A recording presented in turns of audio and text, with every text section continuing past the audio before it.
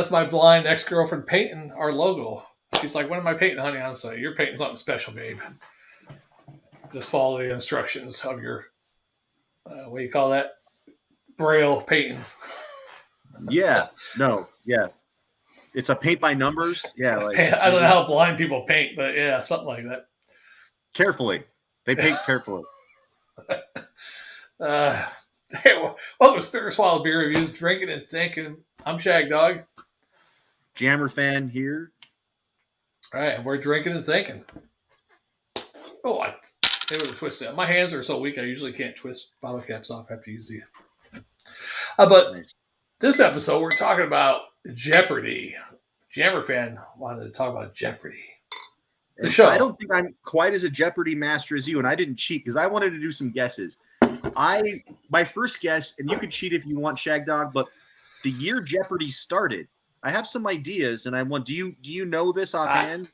I would guess. I don't know for sure. I would guess 19. What's your guess? I'd say 1985. I knew it was in the 80s. I was thinking 87. What I was thinking was I was going to go with. Let me Google it. Okay, so Alex Trebek, 1984. Oh, so you hit it right on the nose then, right? Yeah. He hosted a syndicated show from 37 seasons from 1984 to 2020 till his death. Yeah, then it would be 84 then. Yeah, that's what I was like. Yeah, I said 85. I was close. Well, I thought you said, sorry. Well, then you're still closer than me. Yeah. I thought maybe it was a little bit many years of Jeopardy. And he died, and I can't believe he was going that long while he was fighting cancer. You know, what did he have? Pancreatic cancer, which is a tough one.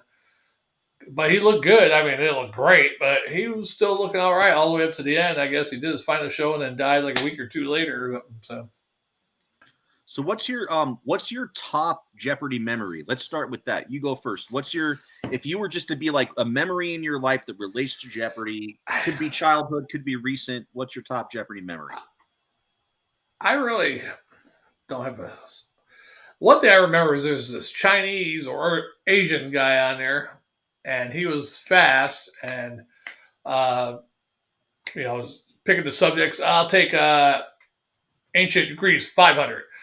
He's jumping all over the place. I mean, this subject and this, and he'd get them all right, and he's like, okay, I'll take this one. I'll take this one. And I think people were getting pissed at him. Even Alex Trebek, I think, was getting pissed at him. You know, he's like fucking this wild on there. So that's my most memorable memory, I guess. So mine, I guess, and I incorporated a little more of my life into it. One of my favorite movies as a kid was the movie Groundhog Day. And there's a scene where Bill Murray, because he's been looping so many times, he's sitting in the lobby of the little place that he's at, and he's answering every question on Jeopardy because he's watched the episode like hundreds of times or whatever. Yeah. And he's just sitting there with a bottle of Jack Daniels in this chair, just getting shit-faced, but he's still rattling off every answer, and everybody's like, whoa. And then that actually makes me think of a video you did, because I have a correction to make for you, Shagdog. You had some kind of flapjack beer, some kind of pancake beer that was Groundhog Day related. Remember, this is in the past couple months. You got some kind of Groundhog beer, and you never mentioned like one of the most glaring reasons why they had a pancake flapjack scene, because when Bill Murray, he has this like he's hanging out with these two drunks at the bar, and they get on the railroad tracks, and they have this crazy chase with the cops, and they crash into this thing. And the cop comes up to the window, and Bill Murray rolls it down. He's like, "Yeah, I'll take some flapjacks and something." He's like, "Too early for pancakes or something." So there's like So like, I think that's one of the ways they connected the beer to Groundhog Day, because there's that pancake scene. Oh, okay, yeah. I don't remember the movie that much. I've only seen I've probably seen it all the way through, sitting there and watch it from beginning to end, probably once or twice. The rest of the time, I catch bits and pieces if it's on TV or something. So in college, I had this class where this teacher's like, pick a science fiction movie and write an essay on it. Like, he really likes sci-fi stuff. So I picked Groundhog Day because the premise is still science fiction-y. A guy's looping through time. He's stuck in a time loop. And so I watched the movie. Like, it was one of my favorite movies anyway, but I watched it like 2 or 3 times and really kind of analyzed it. And It's a cool movie, man. It has lots of hidden things in it.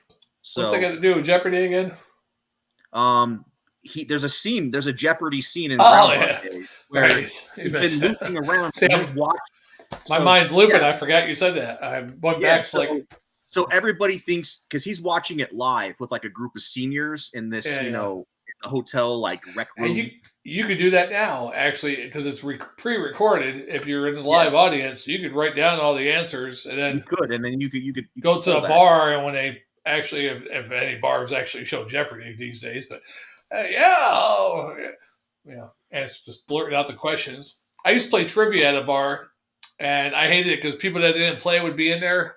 It was a small bar, hole-in-the-wall bar. I mean, occasionally we get 10, 20 people to play trivia, but they didn't want to do it unless they had at least like 3 teams, playing 4 teams. But occasionally you get somebody in there blurting out the answers. And they announce, please, we're playing trivia, don't blur out the answers. People playing, they play for money like a $20 or whatever thing, tab or whatever. And people blurt fucking shit out all the time. We're like, fuck. And they yell at them. And they blurt shit out again like 5 more questions later. Like, you dumb son of a bitch. So my girlfriend, I won't say her name on here, but you and Jammer have talked to her on videos and you guys know her and stuff. She loves bar trivia. So she belongs to like all these bar trivia leagues, and I'll go along sometimes and I'm always so intimidated. But there's 2 subjects I always do good in. I always do good in politics and I always do good in movie stuff. Wow. So there was just one question this one time and I was so proud, Shagdog. It was like, what like English, I think they said prime minister or leader. I always forget. Like, I think it's a prime minister in England. Like, what English prime minister was in place and in charge when Bush was doing Iraq, like the Iraq war after 9/11? And I was like, oh, Tony Blair. Remember Tony Blair? Yeah. And so I was just like, so every group has like, you have like a little piece of paper you can write it on down so you don't have to blurt it out. And I was just like, boom, Tony Blair. And then there was like a movie that came up, and I was like, boom, big Tom Hanks, like boom, big with fucking Tom Hanks. But then I didn't know anything else, like geography, like fucking, it's like nothing else, dude. I'm like, I was like math questions and stuff. A couple of times I did team by myself. I'm usually good at history, geography, and one time is a movie night. It was Halloween. They did a Halloween movie trivia. I won that one. I've won a couple of times by myself. You can have up to four players on the team. 4 people, And I've done by myself, no teammates. And I think won like 2 or 3 times, been a runner-up about 3 or 4 times. But it depends on the subjects. And we used to have a great guy who used to do the bar. He would mix shit up, but he was kind of nerdy, so he would throw some Marvel stuff in. I get some of that, music. Nice. But when a lady took over, she had a lot of feminine questions, like shit about the hottest guys in the world, who's people's hottest men in the world last year, and who are these characters on some doctor or hospital show. And I'm like, okay, I'm fucking screwed with this bitch running it. So my girlfriend, she likes the trivia stuff. So naturally, and we've been dating for about 6 years now or so. And I liked Jeopardy a little bit as a kid. Again, that Groundhog Day memory was always with me. But when I got with my current girlfriend, she was like, wanted to watch Jeopardy. And she was actually really upset when Alex Trebek died. But we watched a lot of Jeopardy. And when we watch it together, it's almost kind of a contest with the person you're watching. Have you ever watched Jeopardy with someone else? I watch it every night with my parents, actually. Yeah, so you're trying. You want to be able to fire something off before they can, right? It's like it becomes your challenge. It's like your own. You have your own like panel of people that you're trying to beat. You're also trying to beat the people on TV too, because if they say it, then everybody knows the answer. So again, I would always do good on like politics and movies, and my girlfriend would just whoop me on everything else, man. Every Jeopardy, I would get my ass beat down. Jeopardy, what I don't do good on is literature, poetry type stuff, all that kind of stuff. Yeah. Oh man. I'm like Janice Dickinson. They're like, that's not even. That's the name of. I think that's the name of a celebrity. Yeah. They're like, Frost. no. That's what's missing today since Alex died. Mayim, what did I say her name was? Blossom is one of the hosts. Yeah. Played on what's that TV show she played on, the other show with all the nerds that you mentioned? So do you watch it with your mom and Yeah. stepdad then at the current house? Yeah. What time is it on? Like 4 or 5 o'clock, or is it on later? No, Like 6? here it's on at 7:30 p.m. on Oh, and CBS. then Wheel of Fortune. Don't they usually pair it up with Wheel of Fortune?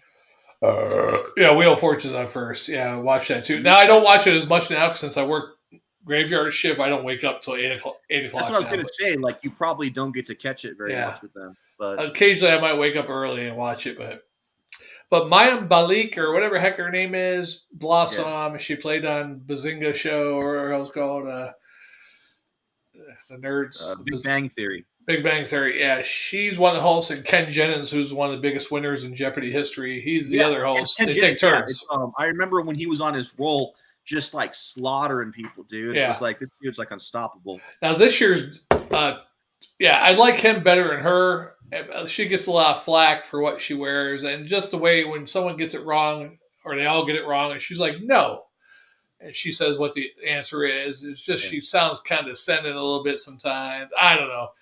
I like Ken Jennings better. Ken Jennings sometimes, though, even himself, he's on there. He seems bored and like, so. But when he's in a good mood, I like him. Yeah. Trebek was the master, man. He just gave Yeah. a good performance every time. Same way Pat Sajak, dude. He's still doing Wheel of Fortune. That's crazy. Are you good at, let's take a quick segue. Are you good at Wheel of Fortune? Do you have any? I suck at Wheel of Fortune really Sometimes I do all right. I'm like, I see it. My mother does it pretty good, but sometimes I beat her. Like, wow, I see it. Like, you just had to be in the zone, I guess, with that. Like, sometimes I'm like, I don't know what the hell this is. But sometimes you're like, you got 5 letters up there out of a 4-word, 5-word thing. Yeah. And all of a sudden you're like, yeah, it's this, So when I was in college, Shagdog, did you ever have a PlayStation 2? Yeah, I had PlayStation 1 and 2. I skipped the PlayStation 3, though, but yeah. So on PlayStation 2, towards the end of its lifespan, they came out with a really good Wheel of Fortune game. It had, for the time, it had pretty good graphics. They didn't have video, but they would have like a little Vanna White and Pat Sajak, and like it would show, the camera would pan around and it would show the digital stage. Yeah. And my friends and I would play a drinking game where the more you lost, like at Wheel of Fortune, the more you had to drink. So you wanted to win just so you could try. Like you weren't like, God, I don't need another Jello shot. Please let me win this round. So it was like it added to like wanting to win. It was like high stakes, drunken Wheel of Fortune. But it was cool having a video game because it was like a way to organize it and stuff. Yeah. It almost felt like you were on the show. So that was like, and I remember the game only being $15.99 because like sometimes, like it wasn't the latest Metal Gear Solid game or some crazy game. It was like some company just pumping out like, a licensed game to try to make some money on PS2. Dude, now games are like $69.99 to $79.99, and you have to buy online content, and you have to get an Xbox Live Pass to get on the server. Oh yeah, if you want to play with other people, yeah, that's crazy. Yeah, and most games are online now. It's like it's a big investment, man. And I want a PS5. They look great, but they're like, they're like hard to get. It's like a shortage of them. They're like $600 or $700. I haven't even looked into it yet. I mean, I got a PS4, but I only play on the rig. I don't even play it that much. But once in a blue moon, I might play my wrestling game, my WWE 2K19. I was playing the what's the Grand Theft Auto? Not Grand Theft Auto, but Red Dead Redemption. But I got bored with that after a while. And I did the online thing. I didn't like it, Now I'm back to playing a game I played from 2006 to 2012 on the computer, City of Heroes. And I'm a little bit bored because it's, it's old to me, but I was excited to get on it, doing some missions. And I made 3 characters. I got one at level 12, one at level 10, one at level 8. So that's all right. I was going to try to look it up on my phone, but we'll talk about it another time. We're supposed to be talking about Jeopardy. Yeah. Yeah, so I miss one thing that's missing with Alex Trebek big time, and I'm kind of happy about this part of it, is French questions about French shit.